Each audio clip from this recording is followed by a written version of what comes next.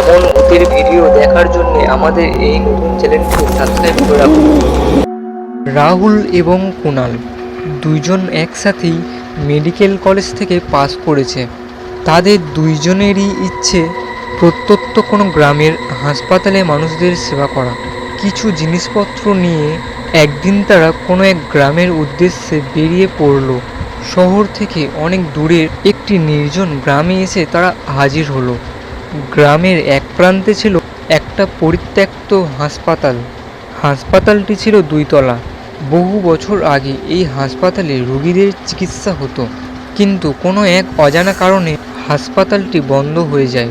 বর্তমানে হাসপাতালটি একেবারে জীর্ণ অবস্থা। রাহুল এবং কুণাল এই হাসপাতালটিকে নতুন করে চালু করার সিদ্ধান্ত নিল। হাসপাতালের 2 তলায় সবগুলো ঘর ছিল তালা বন্ধ, পুরানো তালা, এবং প্রত্যেকটিতে জং ধরে আছে। এবার তারা হাসপাতালের নিচতলা পরিষ্কার করতে শুরু করে, যাতে করে তারা আজকের রাতটা এখানে কাটাতে পারে। পরিষ্কার শেষ হতেই সন্ধ্যা হয়ে গেল। কাজের শেষে তারা দুইজন বারান্দায় বসেছিল।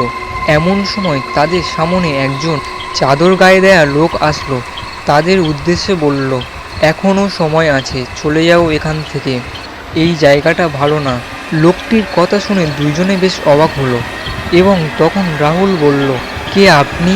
আর আমরা এইসবে ভয় পাই না, কোনো সমস্যা হবে না, আর আপনি চাইলে আমাদের সাথে থাকতে পারেন। এই কথা শুনে লোকটি আর কিছু না বলে চলে গেল। রাহুল এবং কুণাল তাদের অবাক ভাব কাটিয়ে আড্ডা দিতে শুরু করলো। এভাবে যখন রাত প্রায় 10টা হলো, তখন তারা খাবার খেয়ে শুয়ে পড়ল। গভীর রাতে ওপরতলা থেকে চিৎকার, চেঁচামেচি আর মানুষের পায়ের আওয়াজে তাদের ঘুম ভেঙে গেল। তারা দুইজন খুব অবাক হলো। ওপরের তলায় সবগুলো রুমই তো তালা মারা, তাহলে আওয়াজ আসছে কিভাবে? হাতে একটি লাইট নিয়ে রাহুল এবং কুণাল বিষয়টা দেখার জন্য রওনা হলো, এবং তারা দুইজন ওপরে গিয়ে হকচকিয়ে গেল। সবগুলো রুমের দরজা খোলা, এবং একটি রুমের ভিতর দিয়ে আলো আসছে। দুইজন ওই রুমের দিকে এগিয়ে গেল। ওই ঘরের মধ্যে 2টি মোমবাতি জ্বলছে, এবং দুইজন নার্স একজন রুগীকে ধরে রেখেছে, আর রুগীটার মুখ থেকে কেবলমাত্র চিৎকার করার আওয়াজ বার হচ্ছে। এই দৃশ্য দেখে তারা দুইজন ভয়ে কাঁপতে লাগলো। এবার কুণাল তার মনে কিছুটা সাহস সঞ্চার করে একটু এগিয়ে গিয়ে বলল, এই ব্যক্তিকে আপনারা ধরে রেখেছেন কেন? এই কথাতে এবার ঘাড় ঘুরিয়ে কুণালের দিকে তাকালো নার্স দুইটি। নার্স দুইটির চেহারা ছিল একদম একই এবং বিভৎস। এটি দেখে মুহূর্তের মধ্যে সেখানে অজ্ঞান হয়ে গেল রাহুল। কুণাল কোনো রকমে টেনে রাহুলকে ওই রুম থেকে বার করলো। এবার কুণাল খেয়াল করলো হাসপাতালের অবস্থা আবার আগের মতো হয়ে গেছে।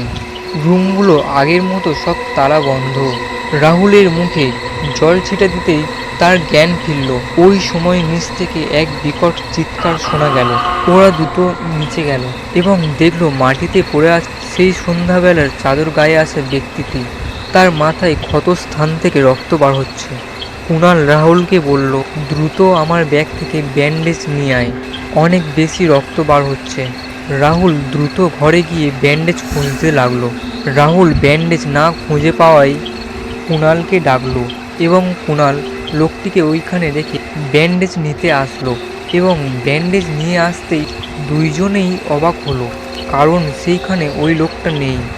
আর সবচেয়ে অবাক করা বিষয় হলো মাটিতে কোনো প্রকার রক্ত বা রক্তের দাগও নেই। ভীষণ ভয়ে দুজনের হাত পা যেন অবশ হয়ে যাচ্ছে। আবার হাসপাতালের উপরতলা থেকে আগের মতো চিৎকার আসতে লাগলো। এইসব কিছু তারা দুইজন সহ্য করতে না পেরে দৌড় শুরু করলো।